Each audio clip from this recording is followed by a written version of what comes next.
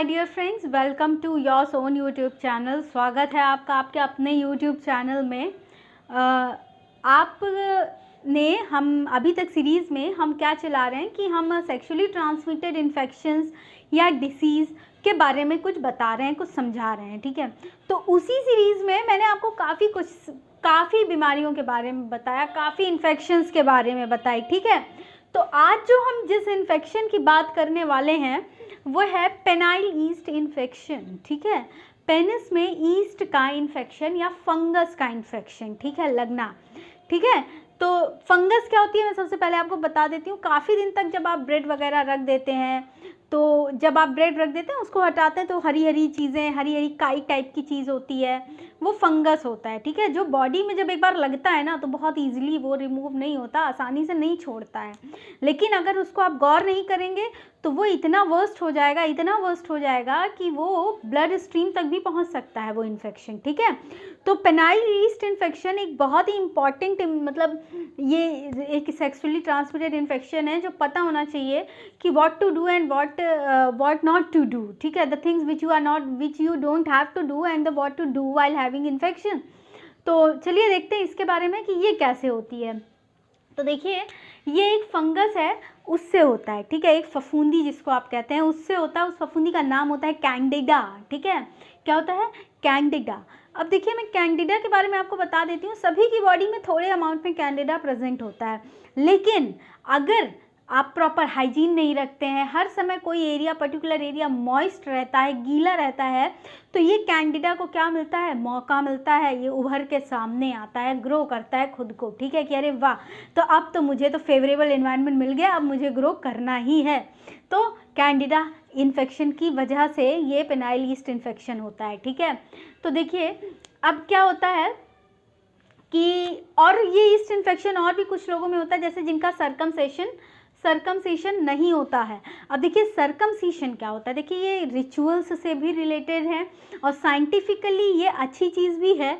अगर ये होती है सर्कमसिशन तो बहुत सारे इन्फेक्शंस को नहीं होने के भी चांसेस होते हैं, लेकिन इसके प्रोज भी हैं तो कॉन्स भी हैं, and that is a different matter to discuss.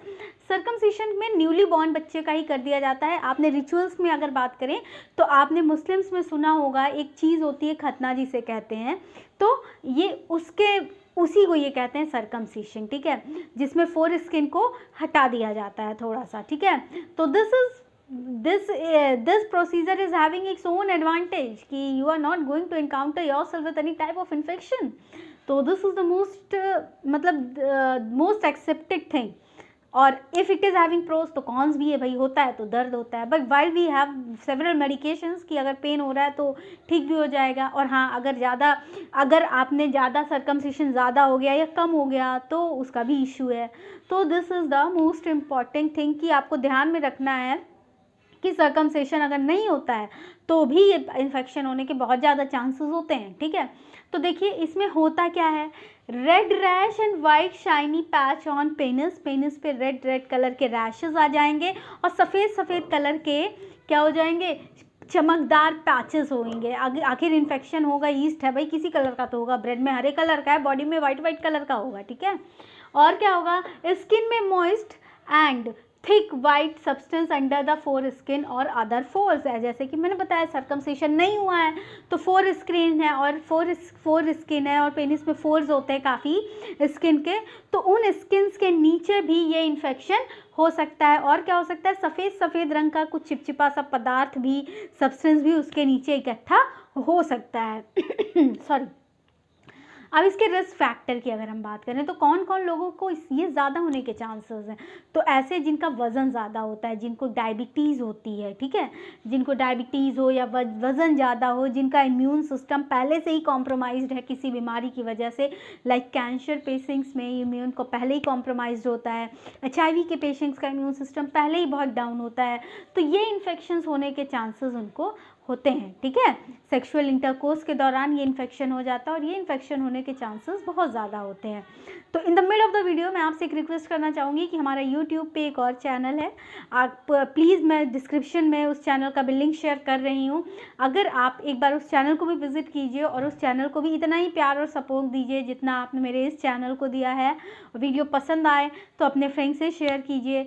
सभी तक इन्फॉर्मेशन पहुँचना is the most important thing, ठीक है।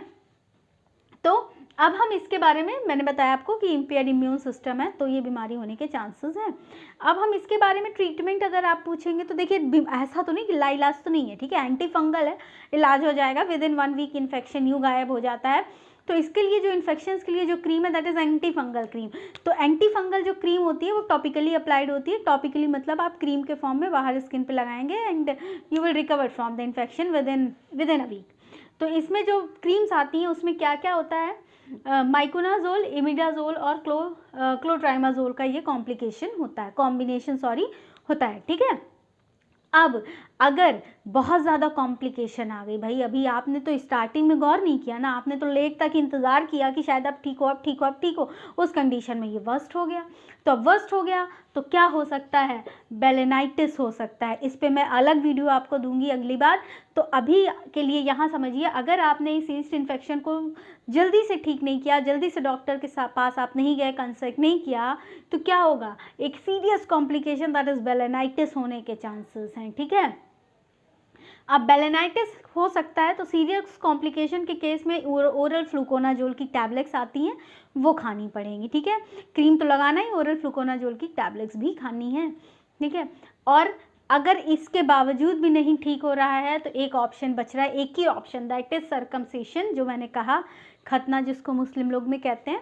तो सर्कमसिशन करना, सर्कमसिशन एक ऐसा प्रोसीजर है जो किसी भी मेंस में किसी भी एज में ये किया जा सकता है, ठीक है। और ये पेनाइल ईस्ट इन्फेक्शन या ईस्ट इन्फेक्शन लोगों का मानना है कि महिलाओं में ज़्यादा होता है, लेकिन ऐसा कुछ नहीं है, पुरुषों में भी ये ईस्ट इन्फेक्शन बहुत आसानी से, बहुत आराम से हो सकता है, ठीक है। तो सर्कमसिशन किसी भी उम्र के पुरुषों में हो सकता है। जनरली न्यू बॉर्न बेबीज़ में पहले ही कर दिया जाता है, ठीक है। अब इससे बचने के क्या क्या तरीके हैं, तो बचना है तो भाई देखिए, डायबिटीज़ मैंने आपको बताया रिस्क फैक्टर है, तो रेगुलर इंटरवल पे ब्लड शुगर लेवल चेक करते रहना चाहिए, ठीक है। और सेक्स के दौरान कॉन्डोम का यूज़ करना, प्रॉपर हाइजीन मेंटेन करना, ये सारी कुछ इंपॉर्टेंट थिंग्स हैं जो फॉलो करना है, ठीक है। और क्या करना है, फोर स्किन हटा करके पेनिस को वॉश करना है वाइल यूजिंग प्रॉपर सोप और चीज़ों को यूज़ करके, एंड उसको वॉश करना है after each and every intercourse, ठीक है। हर बार सेक्स के बाद आपको ये प्रोसीजर्स करने ही करने हैं फॉर मेंस, ठीक है। And for womens they have to wash their vagina with the water after each and every intercourse, ठीक है। क्योंकि ऐसा हो सकता है कि you are going to do sex with someone who is already having yeast infections, तो you have to take measures and precaution. अगला बंदा आपको बताने नहीं आएगा कि I am having this type of infection, ठीक है। तो this is the important thing. अब कॉम्प्लिकेशंस मैंने आपको बताया, बेलेनाइटिस हो सकता है, ठीक है। Hygiene is the most important, आपको मेंटेन करना है। हाइजीन नहीं मेंटेन करते हैं तो आपको ये सारे इन्फेक्शंस, अभी तक मैंने इतने सेक्सुअली ट्रांसमिटेड इन्फेक्शंस बताए, कुछ भी होने के चांसेस बन जाते हैं, ठीक है।